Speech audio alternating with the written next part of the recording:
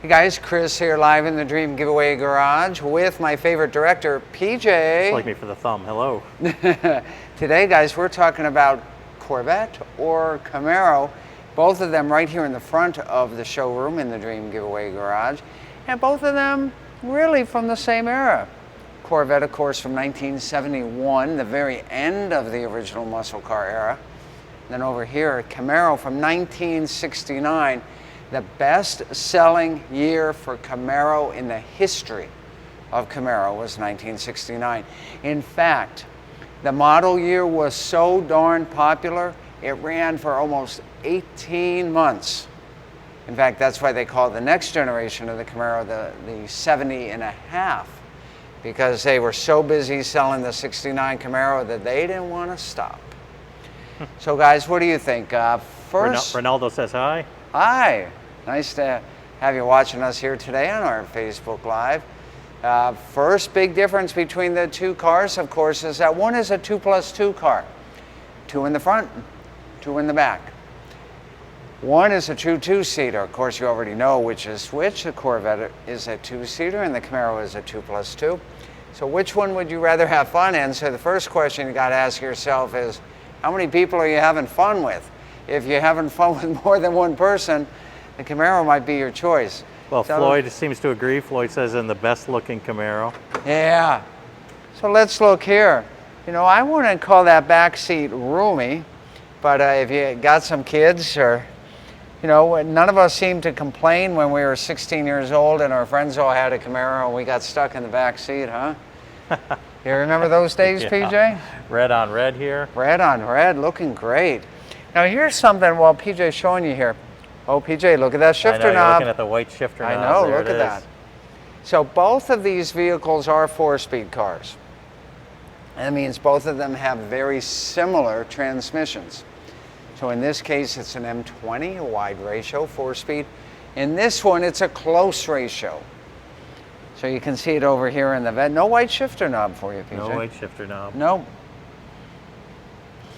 Now you may think the Camaro has a more dramatic interior, but this Corvette, all of the big power is right there in the engine. So the Corvette, of course, super rare. One of 188 that were produced in 1971. I'm not talking total production. I'm talking this engine option, the LS6. 454 cubic inch, 425 horsepower, the turbojet. This engine was so expensive that it added $1,000 onto the cost of the car. That's 20% of the cost? 20% of the car. Over here was the base V8 engine at the time, but about $20,000 worth of engine upgrades on this. So the base 350 or the base V8 was 295 horse, sometimes they call it 300 horse, as you see there on the decal. But again, tons of kind of hidden upgrades that we've talked about on the Camaro here before. So now, which one would you guys rather go cruising in or have some fun in? While you're thinking about it, let me remind you, you can't buy them, you got to win them. Where do you win them? At www.dreamgiveaway.com. And when you use that top secret promo code, Facebook Live, you're going to get bonus tickets. Back to the Camaro. It's more likely you guys had fun in a 69 Camaro as opposed to a 71 Corvette, because there were a whole lot more 69 Camaros produced than 71 Corvettes. But which car is more valuable today? Hands down, no contest there, 71 Corvette LS6. Book value on, even in average restored condition. Are you guys sitting down? Good. $200,000 on the average book value for an LS6 71 Corvette. They're that rare, they're that desirable. You probably have never been in one. But if you're the winner, maybe you'll take everybody who's watching for a ride. Right, PJ? Absolutely. Yeah. Okay. Camaro, of course, they made tens of thousands of SS350 Camaros. So you've probably been in one. What do you got out there, PJ? Well, Ed Villas says the Camaro, that's for sure, and maybe because of what you just said. Yeah. Mike Brown says both are awesome cars, just awesome. I'm partial to the Camaro. Yeah. And again, because based off of what you just said, there were a lot more of them. Now, here's what's interesting. headlights. All 71 Corvettes had the pop-up headlights. Let me go down to it. Oh yeah. So they're hideaway, but they're different. They're pop-up, they're not the sliders. And Jim says, love the cars. My favorite is the Vette. Yeah. And over here on the Camaro, hideaway headlights was an option on the Camaro, came on the Rally Sport. This, of course, is not a Rally Sport, and it's not a SS/RS, which would mean a Super Sport with Rally Sport options. You could get them that way as well. Leanne goes, woo. Woohoo! Wait, where's Jim? Jim wants me to mention one of our partners, I'm sure. So let's thank, who are we going to thank on these? We got lots of partners, probably. Well, we sure do. So you know who I'm going to mention? I'm going to mention our good friends who supply the reproduction tires here. So these reproduction Goodyears come from our great friends at Goodyear. Goodyear tires, they come from our friends at Kelsey's. Kelsey, because Goodyear doesn't make those anymore. Goodyear doesn't make them anymore, so Kelsey has the molds and he reproduces them, and he's a great guy. Over here, some Firestone wide ovals. They as well are reproductions, and they are available in the aftermarket. Because Firestone doesn't make those either. That's correct. Now let's talk about what else we want to talk about in these two amazing cars. Right before you and I went on camera, I said, how come the Corvette hood? The hood. Opens. So the Corvettes, all the way up till the C8, of course, once they move the engine, the hood has a reverse opening. So you open it this way to there. The Camaro, of course, has a traditional opening where you've got the hinges here and it opens from the front. So the Camaro opens from the front, Corvette opens from the rear. Why they designed it that way, I don't know. But there you have it. Let's look at engine size. PJ, I want you to show everybody the valve covers. So let's see. 1 inch, 2 inch, I don't know. That's maybe 3 inches from here to there, right? Now, come on over here and look at the valve cover. This is how you tell a small block from a big block. Now look at the size here. PJ, can you tell the difference? Oh yeah, way bigger. Huge, huge. Big block over here, guys. Small block over there. More power. More power in the big block. Not always, but everything else being equal, big block will make more power. More displacement, you can get more cubic inches out of that big block. These days, of course, they make big blocks, but primarily in trucks, not in passenger vehicles anymore. So the modern version of this Chevy small block is in the Camaro, is even in the new Corvette over there.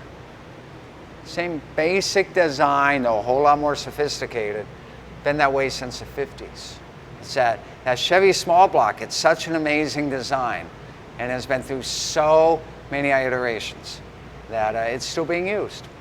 And what generation are they on now of the small block? I think on the 5th generation. You're welcome to correct me on that. It may be the 6th, but I think it's the 5th. So Chris, if you had your choice, Camaro or Corvette, seeing that we're picking Camaro versus Corvette. Well, now it depends what I'm going to do. If I wanted a car as an investment, I'd take the Corvette. If I wanted a car that I could take out every weekend and have fun, I'd take the Camaro. So you guys ask yourself that question. You want to take it out every weekend and have fun? Or do you want something that's an investment that'll maybe stay in your garage more than it'll go out?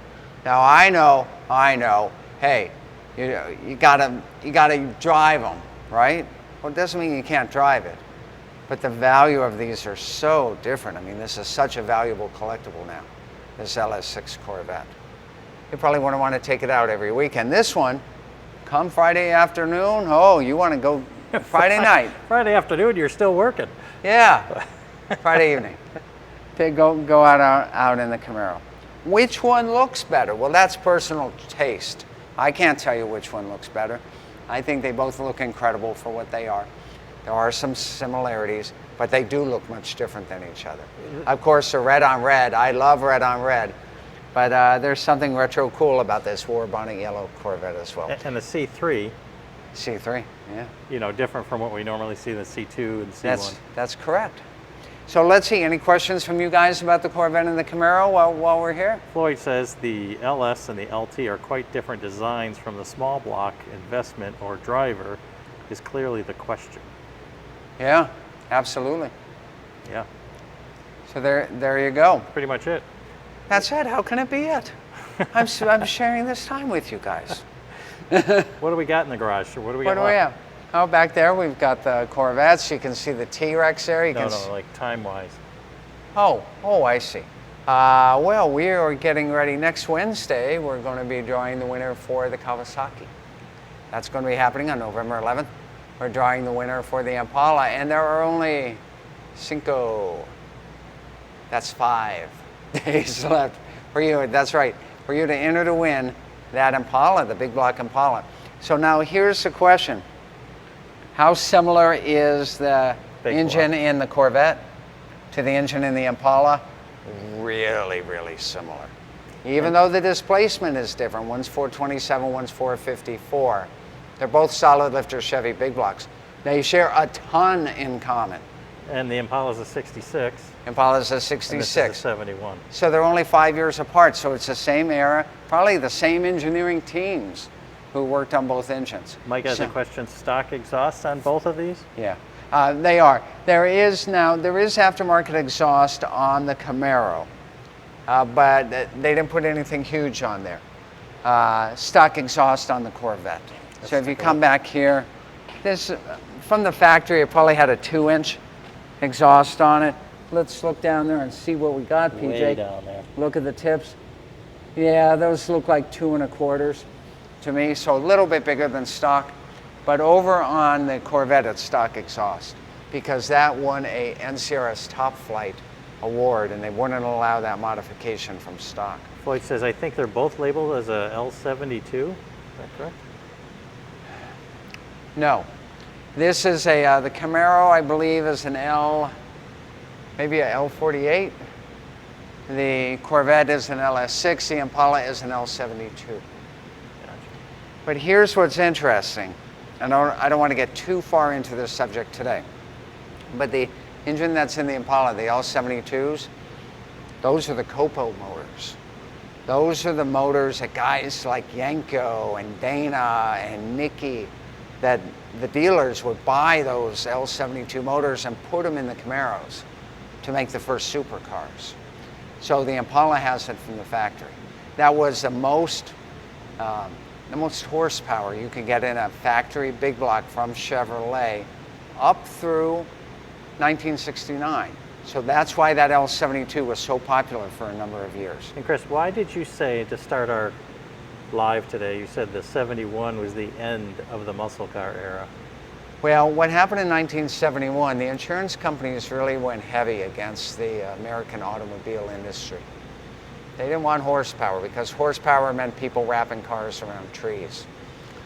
And so with all the pressure from the insurance companies on the federal government, General Motors and the other big manufacturers had to start dialing that horsepower back. But there were two other things that were happening in the early 70s that also killed the muscle car era. One had to do with leaded versus unleaded gas.